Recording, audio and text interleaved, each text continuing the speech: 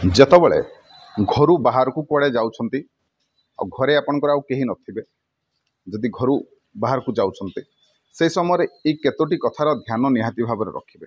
ଖାସ୍ କରିକି ଯଦି ଆପଣଙ୍କୁ ଲାଗୁଛି କି ଆପଣଙ୍କ ଘରେ କୌଣସି ନକାରାତ୍ମକ ଶକ୍ତିର ପ୍ରଭାବ ରହିଛି, ଯଦି ଆପଣ ଅନୁଭବ କରୁଛନ୍ତି ଯେ ଆପଣଙ୍କ ଘରେ କୌଣସି ନକାରାତ୍ମକ ଶକ୍ତିର ପ୍ରଭାବ ରହିଛି, ତାହେଲେ ଏଇ କଥାଟି ନିହାତି ଭାବରେ ମାନନ୍ତୁ। ମାନେ ଏଇ କେତୋଟି କଥାର ଧ୍ୟାନ ରଖିବେ।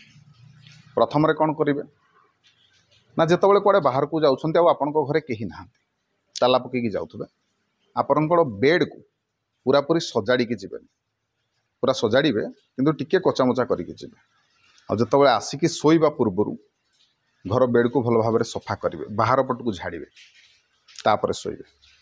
ଆପଣଙ୍କର ରୁମ୍ରେ, ବେଡ଼ରୁମ୍ରେ ଯଦି କୌଣସି ଚେୟାର ପଡ଼ିଛି, ସୋଫା ପଡ଼ିଛି, ତାହେଲେ ତା ଉପରେ କିଛି ନା କିଛି ଜିନିଷ ପକାଇ ଦେଇକି ଯିବେ। ଲୁଗାଟେ, ଗାମୁଛାଟେ, ଯାହା ହେଲେ ଗୋଟେ ଜିନିଷଟେ, ନହେଲେ ବ୍ୟାଗ୍ଟେ ରଖିଦେବେ, କିଛି ଗୋଟେ ଜିନିଷ ରଖିଦେଇକି ଯିବେ, ଖାଲି ଛାଡ଼ିବେନି।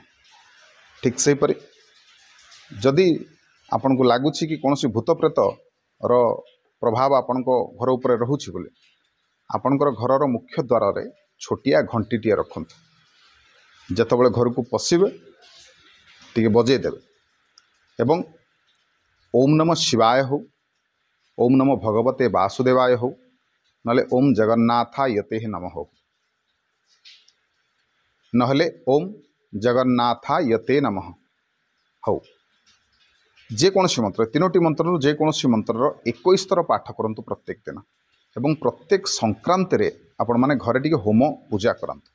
ସଂକ୍ରାନ୍ତିରେ ବହୁତ ଭଲ ହେବ, ବହୁତ ମଙ୍ଗଳ ହେବ। ଭିଡ଼ିଓ ତେବେ କଥାଟି ମାନନ୍ତୁ, ନିଶ୍ଚିନ୍ତ ଭାବରେ ଆପଣଙ୍କର ମଙ୍ଗଳ ହେବ। ଭିଡ଼ିଓ ଭଲ ଲାଗୁଥିଲେ ଭିଡ଼ିଓକୁ ଲାଇକ୍ କରିବେ, ସେୟାର କରିବେ, ଚ୍ୟାନେଲକୁ ସବସ୍କ୍ରାଇବ୍ କରିବାକୁ ଅନୁରୋଧ ରହିଲି। ଜୟ ଜଗନ୍ନାଥ, ଜୟ ଶିବ ଶମ୍ଭୁ।